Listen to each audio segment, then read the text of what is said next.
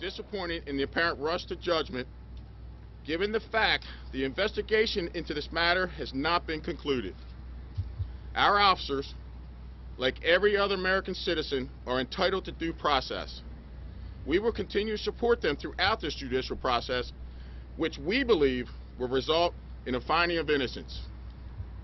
We also promise all active duty officers that we will continue to work diligently to ensure that you will receive the necessary support from the FOP to enable you to complete your mission safely. At this time, I will turn it over to our attorney, Mike Davey. Good afternoon. My name is Michael Davey. I'm an attorney representing Baltimore City Fraternal Order of Police Lodge 3. My firm has been retained to represent Lieutenant Rice, and I'm here today to speak on behalf of all of the officers and their legal representation. In my 20 years career as a law enforcement officer and 16 years as an attorney, I have never seen such a hurried rush to file criminal charges which I believe are driven by forces which are separate and apart from the application of law and the facts of this case as we know them.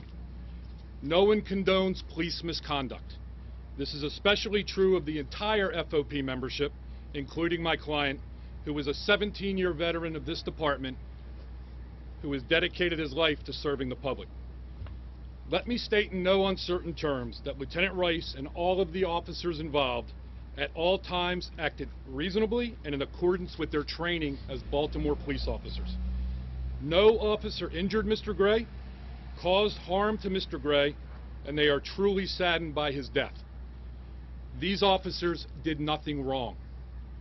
As all of the facts surrounding this case come out in the appropriate forum, the officers' lack of wrongdoing will be made abundantly clear. We believe that the actions taken today by the state's attorney are an egregious rush to judgment, and we have grave concerns about the fairness and integrity of the prosecution of our officers.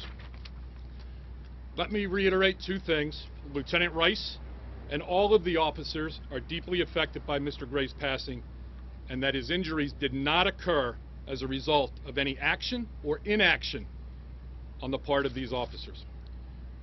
It is our intention to try this case in the courtroom and not the media.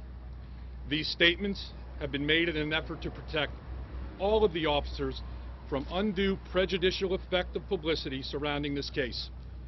We believe that these officers will be vindicated as they have done nothing wrong. At this time, I turn it over to Lieutenant Kenneth Butler. He's president of the Vanguard Justice Society.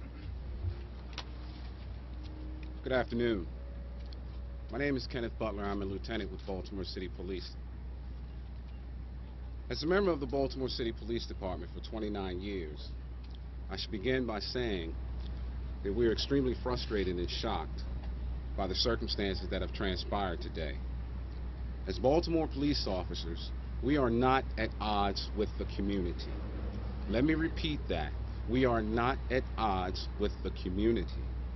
In fact, we are sworn to protect the community and those who are protesting against the 6 officers involved in this case.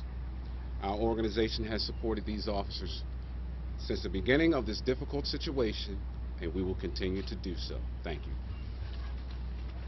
At this time, we'll take very limited questions. Mr. Ryan, you called for a special prosecutor this morning. Is that moved, or are you still hoping that the state's attorney will appoint a special prosecutor? We're still hoping that that is reviewed by an independent prosecutor. What kind of conflicts do you see, Mr. Gene Ryan, that you outlined in your letter between Mosby and the attorney involved in the case? I already made my statement, and the statement speaks for itself. I have no further comments on that.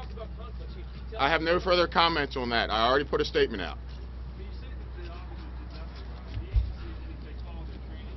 The agency said, like, they should have buckled it in. Are you saying that was not a failure of training and policy? I'm saying there very well may be a failure in the policy, and the facts will come out as we move forward.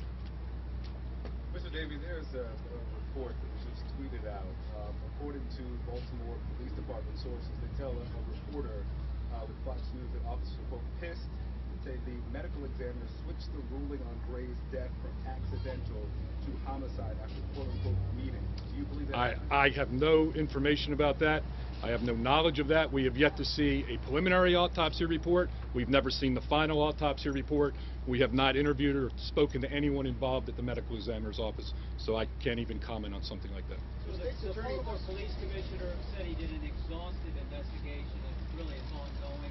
What elements are not complete in your mind? Until we see what they've done, I can't answer that. I can't speculate as to what they did or didn't do. I just find it very difficult that it's not a rush to judgment when conducting a case in which someone has been charged with second-degree murder, they can wrap it up in 2 weeks. That's all I can say on it. Until I see the investigative file, until we get the discovery in this case, I can't answer that question. President Ryan, can you speak to the mood of the officer movement? Reports that officers' morale is very low and there's criticism of the mayor. Can you speak to the mood of the officers and how they're doing the crime fight? Like I said, I'm sure they're disappointed. I haven't been out and talked with them yet to see exactly what the mood is. Without a doubt, I can tell you they're not happy. I mean, this is going to, this decision to charge them officers is going to make our job even harder. I can say that. Mr. Davey, this morning, the state's attorney said that the knife that was found on Freddie Gray was legal. It wasn't spring action. It wasn't a switchblade. You said, quote, a week ago, had he not had a knife or an illegal weapon on him, he would have been released after the proper paperwork was done. Have you seen this knife? Are you certain that this was an illegal knife? I have not seen the knife, and that determination will be made by a judge or a jury when we get that far, as to whether there was probable cause to make that arrest. So that statement was premature? I don't believe it was premature. It was based on information that I knew then and I know now. Have the officers been forthcoming with information, because we just learned about this additional stop on Thursday? The officers have been forthcoming and cooperated in this investigation. That's all I can say about that at this point. Can you tell us the officers' races and addresses? No, for their own safety, I will not do that. So what about this belief on the part of the protesters that race played a big part in this? I'm not going to get caught up into the politics. That's what's getting us, I believe, here today. Do you believe that it's politically motivated that the medical examiner found that this was homicide? Do you think he has political motivation? I cannot even think about commenting on that, nor would I. So what's the political motivation here? I'm sorry? What then is the political motivation? I believe that the publicity in this case is driving force to a rush to judgment and causing this prosecution to move so quickly.